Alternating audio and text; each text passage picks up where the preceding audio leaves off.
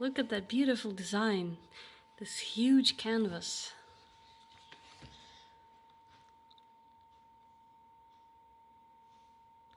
This is Simon's JavaScript version of the Evolutionary Steering Behaviors game.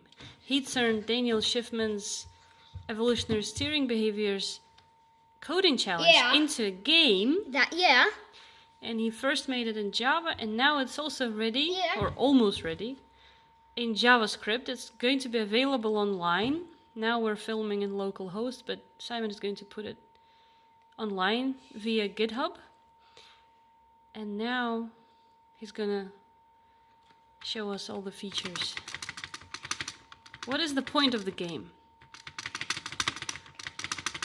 Well, we sort of talked about this game in 2 videos already. One about the Java version and one about the where Simon was explaining at the whiteboard how he's going to build it. This is the invader that is shooting food. Yeah. And this little organism is trying to eat the food, and as long as the organism remains alive, the game goes on. So basically the point is to make it stay alive as long as possible. But you can't win because, you know. Yeah, because as long as possible is basically infinite. Yeah, infinite. But still, you can compare the results of several players, right? But why am I doing all the talking? Because I don't understand as much as you do of this. So then I actually, so you see it's eating the food. And there's also a little Perlin noise thing moving. The other invader that's spreading the poison. Oh, now it died. It died. And if we restart it, what's gonna happen? I hit D.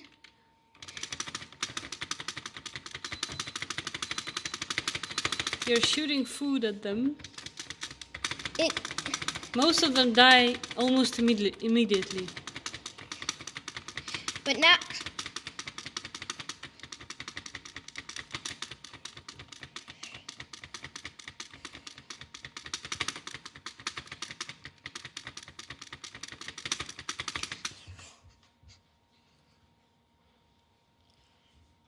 And where are they making copies of themselves? I don't see any copy making.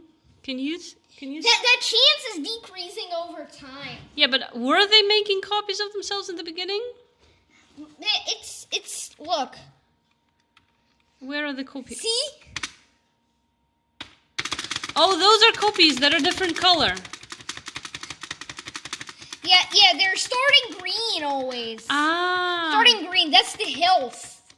But you know what I wanted you to explain in the video? Something you explained to me before we were filming. You were saying this is a different sort of genetic algorithm from when you use generations. And every generation gets better at a task than the previous one. Because this one uses cloning, right? Yeah, this uses no fitness function. Is it? Can you elaborate on that? Can you explain this, comparing this to smart rockets? Simon? In smart rockets, the generations are, in smart rockets,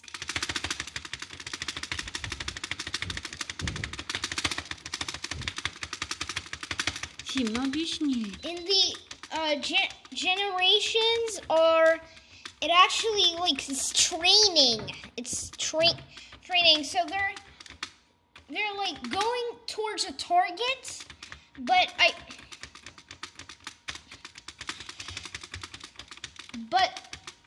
they're starting over each generation, but they're doing better each generation. Show me that example that you've got from The Nature of Code.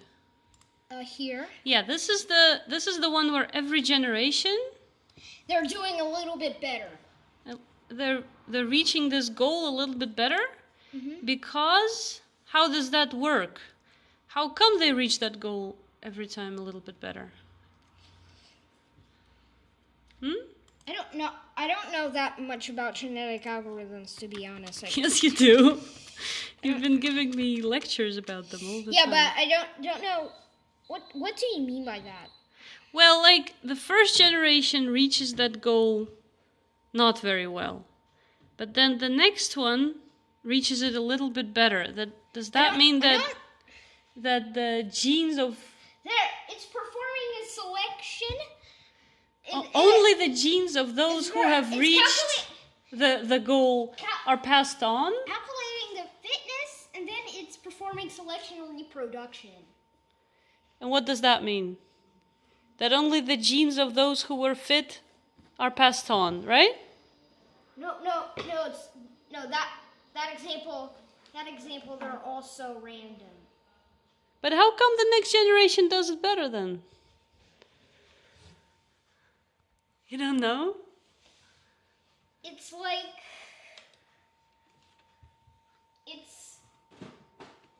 we're picking from the mating pool. Yeah. Then we're picking from the mating pool where the mating pool is actually the more time something is in the mating pool, the more likely it's going to be picked. And it is in the mating pool only if it reaches the goal, right? It's in the mating pool, like if it did not reach the goal completely, it's 0 times. Exactly. If it reached the goal completely, it's going to be there 100 times. Yeah. If it's somewhere in between, it's going to be in there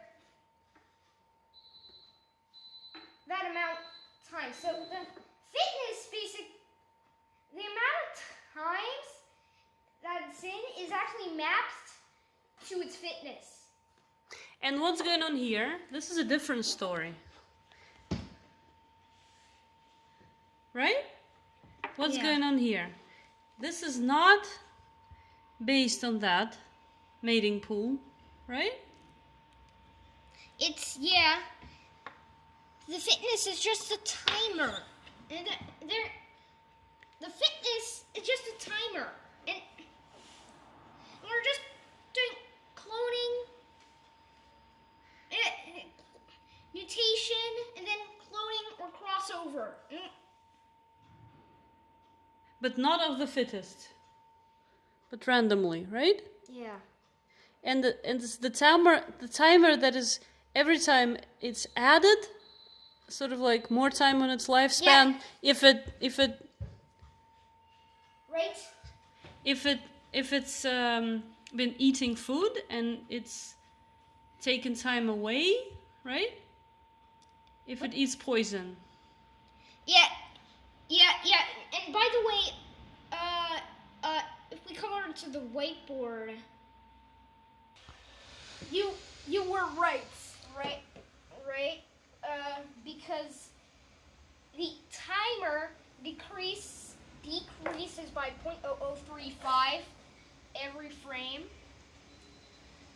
Every time it eats a piece of food, it increases by 0.3, and every time it eats a piece of poison, it decreases by 0.65. Right? Okay. And you were saying you want to add a couple more things to the game. Yeah, like a timer. Oh, okay. So you can see how long you actually managed to keep it alive, right? And then if there's another player, he can see that as well. Actually, a timer. I want countdown timer. So, because, right, if there's gonna be an option without timer or with timer. Without timer, that's going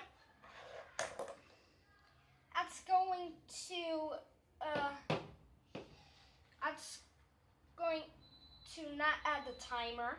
And I say with timer, something else will appear